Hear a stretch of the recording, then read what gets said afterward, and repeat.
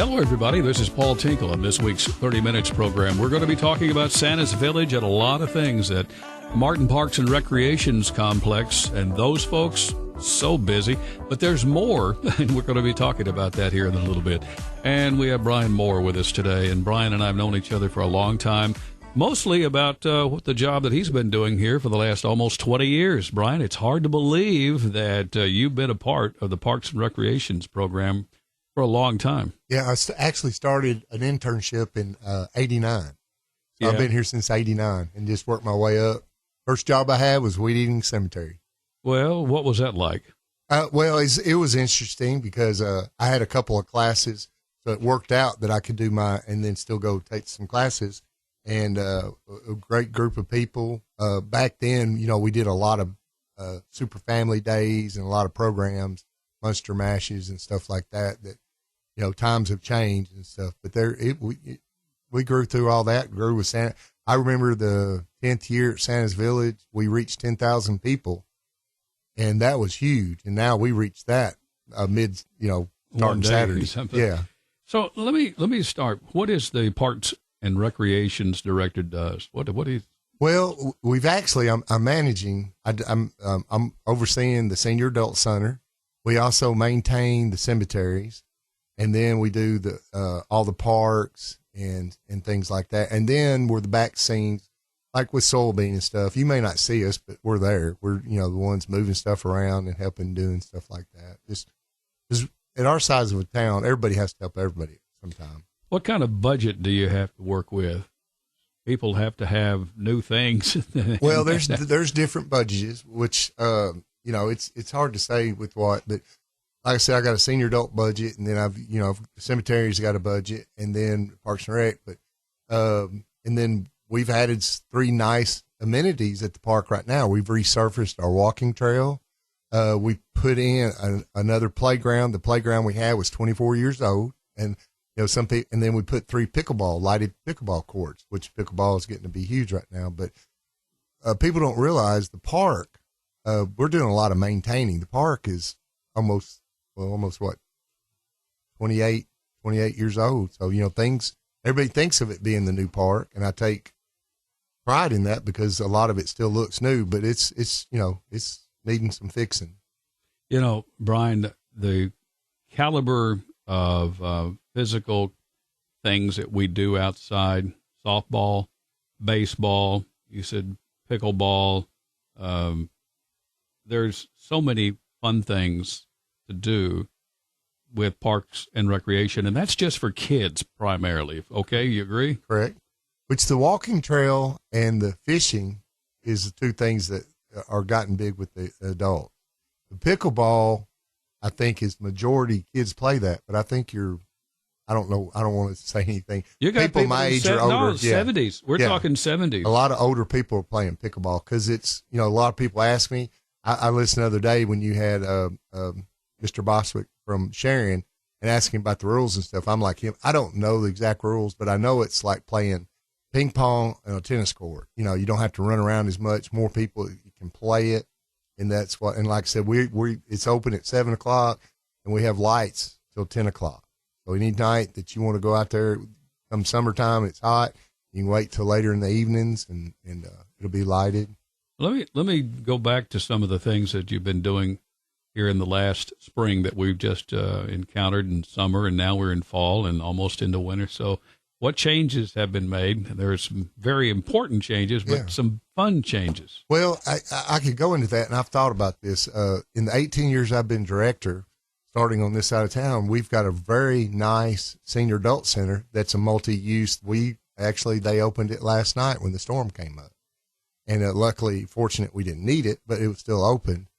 But over at Harmon Field, where most of the people my age or older used to play, we put a walking trail there. We put a playground there since I've been. Let's go back to Harmon Field. Okay. A lot of people don't have any clue where that is. It's over on Jackson Street. It's just at one time, even maybe before my time, I think high school football, I think, played there at one time. Everything, if you did something, that's where it was at. In 1969, when I came over here, there were 4 baseball teams. Ours we played each other back and forth many times. Right. And that was when, that was when Thompson's Grocery right across the street. Everybody loved Thompson Grocery. Yeah. And, but that piece of land right there is a beautiful piece of land, well kept, and you can't sell it. I mean, correct. It is in, what's that word? It's a Harmon. Well, it's a Harmon Foundation, and they check. They haven't lately, but about every 5 years, they make sure that we're doing some type of recreation. It's dedicated towards recreation. If that changes, it goes back to that. They're out of Chicago or New York. I don't know a lot about them because it was done way before. I don't know who the Harmons are. Yeah, I don't. They were from Chicago, and they just wanted to do activity for communities for recreation. So people applied, and I guess back in the day, somebody had applied to purchase the land and stuff with their foundation. Are the lights on Harmon Field? No, nighttime, or are they? No, there's not any lights. It's just daylight. Like I said, there's a playground. We have a lot of people. There's churches on Sunday that do picnics over there, birthday parties. Like I said, it's got a 1/4-mile walking trail. During our baseball seasons, like our T-ball teams will go over and practice. We have some soccer goes, and some people do that. We got a couple of disc golf baskets that people practice on that, and you can go fly a kite. It's a 7 or 5 acre. I think it's 5 acres. So, and we're leaving it open so you can go fly a kite. You can do, whatever. Is kite flying still being heard, seen? Well, at the Easter egg hunt, we hand out kites, and that's the most popular thing we hand out. Where did you find them? I guess you got them on Amazon. Amazon now. Yeah. They're reasonable. I mean, they're not the best kites, but for a kid that's never they'll fly for the day, and they're popular. I can remember the days of flying a kite and trying not to let it come down too hard, and I've used Mama's towels and so forth for the end of it. And those are the kinds of things that kids would enjoy, and obviously you're making that happen. And like you said too, there can't forget the Brown Greenway, that is a nice walk. How many people do you think use that walk during the course? It would be of a hard week? to judge, but I've never went and checked on it that I didn't cross 10 or 12 people, no matter if it's in the morning, evening, middle of the day, or whatever. There's somebody always using it. Well, speaking of that, and I don't know, hard for me to remember how long Brian Brown has gone, but what I can say to you, and of course it comes right through downtown Martin, I mean, just right on the railroad tracks, and I'm with you. I make a lot of trips back and forth, and it just seems like here in the last 3 years, more people have wanted to get out and walk and jog or maybe run a little bit. Correct. So, and they do. Like we got there's a jogging club that they meet every so often and use it. And there's a couple of 5Ks that use it, but it ties kind of in with the farmer's market. That's right there with it. And so there's different little events that go, but it's just we have a small playground at the end of it over behind General Supply. That's something that was new. Does that get used very often? What I've noticed is people that have kids that walk. No, I don't think anybody goes there for that destination because there's just 3 or 4 small things.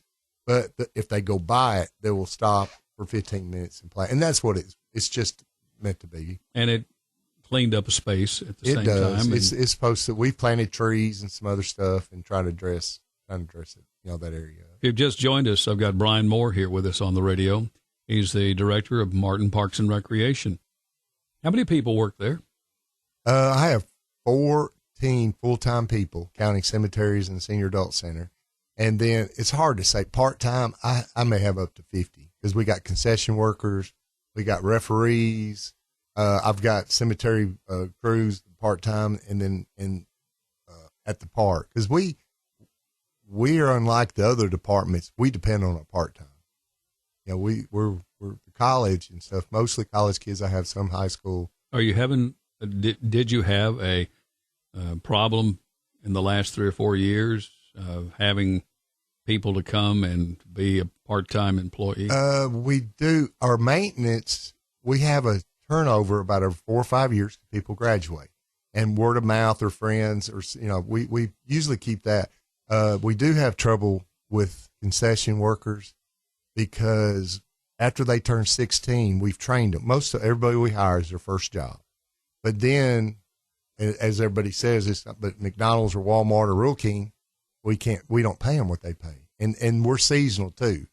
So, we teach somebody how to run a cash register. Well, that makes them attracted to which is fine because there's somebody else coming up. But Miss Renee McKenzie is my concession manager. She loves working with kids, and she's a great boss for kids. It takes a special person to work when you've got 14 people, because we'll do tournaments, and she's got 2 or 3 complex, and 10 of them are the first time they've ever had a job. It takes a special person to work with people. I'm one of these bosses. I don't, and they'll probably tell you this, I don't micromanage. I hire very good people. I let them do their job. I do listen to people if they have complaints. And when I have a complaint, we'll go direct to whatever department that is, and we address it right then and move on. You have to have lights for nighttime, and there's a lot of things going on at night during the summer, particularly. Correct. Well, and a lot of people think we start at 7:00 in the morning, and our department still has somebody working till 11:30 at night. You got somebody at 6:00 in the morning to. We check, like on weekends, even during the winter months, we still have to have somebody come in on Saturday and Sunday, check bathrooms. We try to make sure. I take pride in you don't want a freezing pilot, but you're right. People check and make sure the heater is on. Now we do special stuff when we know there's going to be some wind chill and stuff. We might lock the doors because somebody could prop it open, not on purpose, but freeze the pipes. But the pickleball courts, they'll have bathrooms, so that's a big deal too. You have to check on your cows. I mean, you and I know what that means. Yes. But bottom line is, when we get down to it, you got to take care of your property. It's a city property, and you don't want to have to go back and do it all over again. And if I'll use this. If we have a bad storm on Friday night, me or Brad or one of our staff, we'll go around and check our parks, windows and concessions, or we don't wait till Monday. We go and check on things. Let's talk about dogs and dogs. We got a lot of those dogs. So you have a place now for parents of dogs. Now I'm a little bit open with what I just said. Bottom line is, as I said a moment ago, you have a really nice place for people to let their dogs run around. Correct. And it gets used quite a bit. I'll be honest, I was big on the dog park, but then I started doing some research, and I thought we're kind of rural. But then even in being rural that we are, you got people in apartments and everything that doesn't have a place to take their dog, or they don't trust their dog to run without being fenced in. So we put a light there because especially this time of year, didn't think about it, and somebody suggest, I don't get off work till 5 and it's dark. I'd like to take my dog. And see, those are the kind of things people got to let you know. So that, the dog park, the disc golf course we got out Harrison Road, it gets used a lot. So we do have, and a lot of older people play disc golf too. So we do have some stuff, older people, younger people. What's your definition of older? I've turned 60 this year, so older is like 80 now. So you look at things different, but the physical part, because as well as I do, I'm at 60 and I couldn't play regular tennis now, but I could play pickleball. I could play disc golf, because you could handle it, but I couldn't play men's softball or anything anymore. We're still on the subject of Martin Parks and Recreation, and Brian Moore is our guest today. He's the director. Who can fish on the Parks and Recreation complex? Anybody's allowed. We go by TWRA rules. So if you have a fishing license, we don't actually police it. They do come by. They do put trout. They should be coming around soon. I haven't heard from them yet, but usually they come middle of December and a second time in January. And they put them in public places that people allow the public to fish. Mm-hmm. Now there's a special license. You have to have a trout license with that, but they're the ones that police that. Mm-hmm. But we have feeding stations that you can feed the ducks.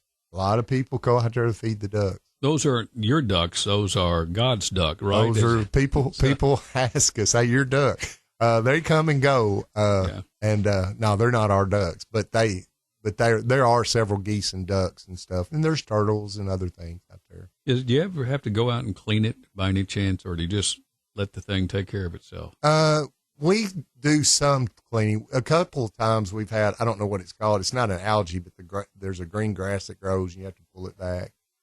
And there's some learning, things that we've done, but most of it takes care of itself. What's a light cost nowadays, to put into Parks and Recreation? A couple of $3,000 or two? Well, I'll just say this. The lights that we just put in pickleball court, they were $29,000. How many of those? There's 4. You're kidding. But now they're 30 foot tall. They're taller, but that's the pole, installation, lights. That's total of everything. Now, what we did put brand new lights on the high school baseball field, and we did those for $60,000, which is a really good deal. How do you pay for all of that? The board made appropriate. They voted on it and then and put appropriated. Yeah, I think quality of life in Martin is very important, and I think when that property of land that was sold to the city, I think that's one of the best investments for community. I mean, and special needs children, little kids growing up, and I'm watching flag football or whatever it's called on Saturdays. Yeah. I mean, it's just watching those little kids with a soccer ball. But I wouldn't say it was controversial, but it was a big thing when we built the park, and it got voted. But a lot of people came around because there was the old thought, hey, they're just playing baseball. They can play baseball over on that field or soccer. But it's a lot more than that. We do car shows for people. The Westview runs cross country there. They play soccer there. They play baseball, softball. The junior high plays baseball, softball, and soccer. We've had some soccer clubs before. Baseball, it's just a little bit like the walking, the fishing. Some people don't realize we have fishing out there, but I guess from the highway, I've never thought about it. You really don't see the lake unless you drive through the park. And some people didn't know that we had a lake and could use it. We had basketball courts on the backside. People use those. I won't take too much longer on this, but I want to stay with parks and more so than recreation, but it all comes under the same. I'm always impressed the way the cemetery has been collected. And then, I mean, you don't see trash out there. I mean, and it's special. Yes. I don't know how it's sacred, I would call it. Well, and you got to have those people. I agree with you on that. There's a respect that cemeteries deserve. And I've been taking care of them since eight years, I think now. And, I have to compliment my crew. They do a really good. Anthony Berry is my foreman on that, and he does a really good job. And if you'll go around to other cemeteries, ours is always in good shape. How often do they, and I know we're in a different season right now, but how often do you have, once a week, 2 weeks? They mow every week. Oh, wow. Yeah, they mow, blow the stones. We try between Mike Brundage and us fixing the graves, but if a tree falls, or even like now we're mulching leaves, we're not just giving, they're mulching leaves. I didn't think about the trees falling or the limbs. And there's not a lot of trees, but there's some, there's always something that we're very fortunate. We don't have vandalism. And you got blacktop that take you all the way around the cemetery. Sir. So that's another plus. Well, another very important event that's taking place really soon, and it's, of course, Santa's Village. We've been doing this now for 41 years. I recall the very first one, and I think it was about 900 people maybe that came in. And now you're way over the top of 20,000 plus. Yes. Yeah, we've been, like I said, the year 10, which is the first time we put the white trees in the ground and stuff, and it's grown from then. But we started hitting 19 and 20, 22, 23,000. But the dates are coming up in December. It's always the second weekend of December. It's the 11th through the 14th, which is a Thursday through Sunday. It's, like I said, it's been 41 years. It's a great event. And I also think of it as like a Disney movie, or always say, some people, what's new, but there's always new kids that haven't seen it. And you can outgrow. Isn't that the reason that it has continued to be solid in its numbers? Because Correct. You got kids growing up. Well, I've been there long enough. You asked me about age. I've been there long enough that people came, they've come back with their kids, and now they're coming back as a grandparent. So, this is it's a third generation of coming and seeing Santa's Village. First year was what? 89. So, and then to think where we are today in 41, you're talking about. Can we just go back with a little history? I remember we had a great big tree in the middle. Then I think through the years, somebody got the right idea. We need to take that down because of safety purposes. Well, the university had I don't know what year it was. Doc Thompson was still there, but they had a thing on just anywhere, no live trees. I guess they didn't want a live tree in a classroom or anywhere else because the potential of fire. And as big as that tree, some of those trees were 50, 55 feet tall. If it ever was to catch on fire, it would have been different. It would, it had filled that place up in smoke within 15 minutes. So, but Doc Thompson's the one that created it, and then he worked with our department to help, and it's just involved. And if you do something enough, we've learned over 30 years or 41 years of doing stuff easier and trying to get it. I talked to Dennis Suter, former Parks and Recreations director, gave a lot to the city of Martin. He shared the idea, change it a little bit each year, have up something that they haven't seen, and then keep the stuff that everybody loves to see and keep that in place. And we do try that. Now, I'll say one thing, finding new scenes, as we say, is harder and harder. They just don't. Used to, we could get a moving snowman that would dance and sing. They're getting the point where they make a lot of blow ups and stuff for your yards. It's just harder. We try to research. Elise, my office manager, we're looking at stuff today. It's harder and harder to find something new. When we find one, we jump on it, but you'll find something and they think a lot of it too. Some scene might look really good, but it costs $5,000. And it's just like some of these, you go to a mall and you'll see something. We've called Dollywood to see if we couldn't get some of their old stuff. We've called malls to see if we could get some, and they still, it's pretty, because we're doing a free event, so we don't charge. If we were to charge, I might could, but we don't charge anything. We never will. Well, let's be candid about that. Your customers, if you will, who come in and watch, see, bring their kids, pictures with Santa and all of that. But most of the people that come will bring a can of food or maybe give a $5 bill or whatever it happens to be. And all of that goes back into the program that helps feed these people. Right. We Care. We Care benefit. We work really good with We Care. And what we normally do is by the time Santa's Village is over, they're already been giving their food out. So we're restocking. They're not necessarily giving our food out, but we're restocking because they're to the bare minimum. So they don't start out in January. If somebody's house catches on fire or something, gets without not having anything.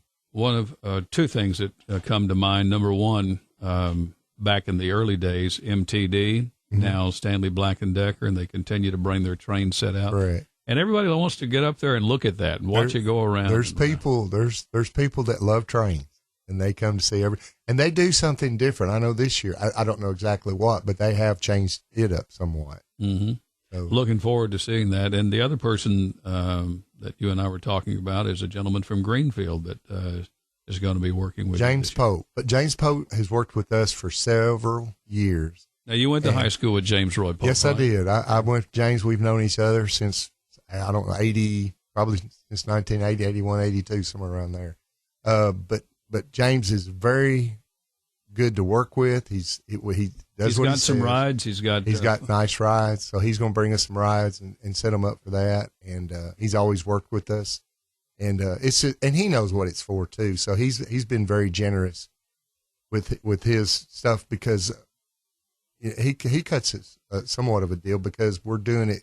It's a free event and we're raising toys and cans, and he's always been very generous with his time. Take me a minute and jump on those toys here because I don't think I gave it enough pub here on Well, now the toys a little different than the food. We try to get the toys to them as soon as we can because most of the toys do go out. they try to get those out. So whatever we get Friday, we may run them up there on Friday. On Thursday, we run Friday and Saturday. So they'll have. Let's talk about the hours. Okay. The hours on Thursday and Friday is from 6 to 9. On Saturday, it'll be 11 to 9. And on Sunday, it's 1 to 5. Let's talk about the dates. I don't want them to miss it. December. Go ahead. It's December 11th through the 14th. It's always the second weekend of December. And like I said, it's been the same.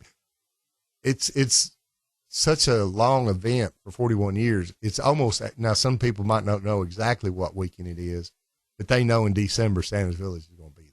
So very serious about this. I've known Santa for a long time. He's told me some of the things that I shouldn't do and encouraged me to do more better things. But Santa Claus has a personality. And Santa Claus, and trust me when I say this, that Santa Claus is pretty good. I mean, he knows what makes a kid smile and to talk to a child and those things. And this is a special part. Yes. And you can see him in that great big chair. Gee whiz. And we don't rush. He takes his time, talks to him, and all that. Like I said, with Santa, MTD, Pope's, the petting farm, but I don't know which one I'd say is more important. But everybody, a lot of people come to see Santa. Can you bring in a deer, a reindeer, a couple of deers? We've done that before, and there's some regulations now. It's they could bring, because we do the petting farm. We have camels and everything else, but we brought Rudolph one time. But once again, it costs a lot to bring a reindeer to feed and pet and stuff. So like I said, we're pretty tight on our budgets, and we do well, but we try to get the best I can bang for the buck for that event. What are you looking for the future for Parks and Recreation? If you had a wish list and you thought, okay, we want to make a little bit of an adjustment, what would that adjustment be for the community? This is community now. Right. I'm thinking of a community.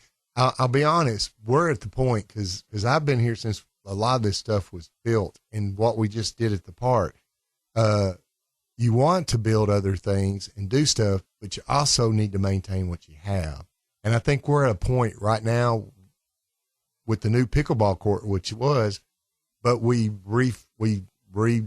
blacktopped the walking trail. We put a brand new playground where no one was. And so I've got about 5 or 6 years left. I want to make sure when I leave them in a good situation. That because fences, we got some fences that are starting to get old. All field lights are starting to get old and all. Well, it's not any secret. I mean, it's maintenance. Yeah. You have to maintain what you have. Yes. And you've also got to have the vision for others are doing, and maybe it's something that you can steal an idea away from somebody else's park. They are. Like skating park has come up several times, but it's the point of the cost of doing a good skate park.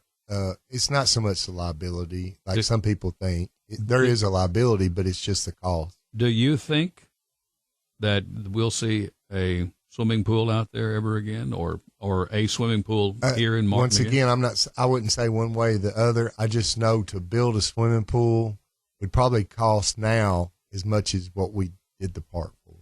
Hope you've enjoyed our program today. Brian Moore, Director of Martin Parks and Recreation. I appreciate the good work you do. And again, give them those dates. But the dates for Santa's Village is December the 11th to the 14th. And you can go to the city website if you ever have a question on the times and stuff. It's on the site. Thank you, Brian. I appreciate the good work you and the Parks and Recreation's doing for the community. We appreciate it. Well, thank you. That's our program today here on 30 Minutes. Paul Tinkle, pre-recorded. You've been listening to 30 Minutes, a community affairs program on Thunderbolt Radio. You can listen to this broadcast and others anytime by visiting thunderboltradio.com and following the Thunderbolt Radio and Digital YouTube page. Thanks for listening.